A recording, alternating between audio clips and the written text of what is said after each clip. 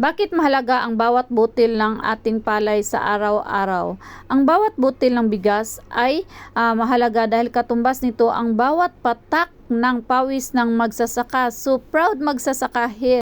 Ang bawat butil ng palay sa pang-araw-araw nating buhay dahil sa bawat butil ng ating kinakain hanggang ngayon buhay pa tayo.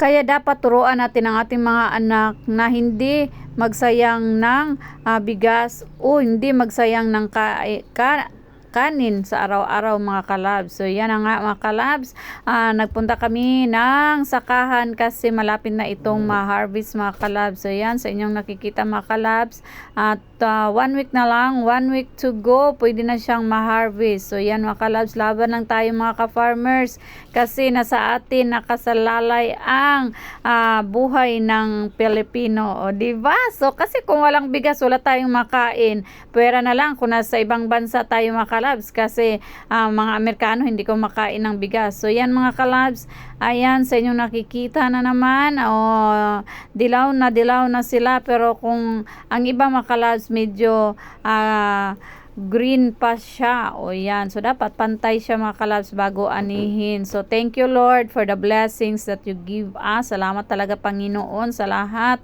ng biyaya na iyong binigay sa amin. So mga kasaka dyan, laban lang tayo at wag talaga tayo panghinaan ng loob. Laban lang tayo sa hamon ng buhay, laban lang tayo bilang magsasaka kasi lahat ng ito may pupuntahan din mga kalabs. So thank you for watching mga kalabs.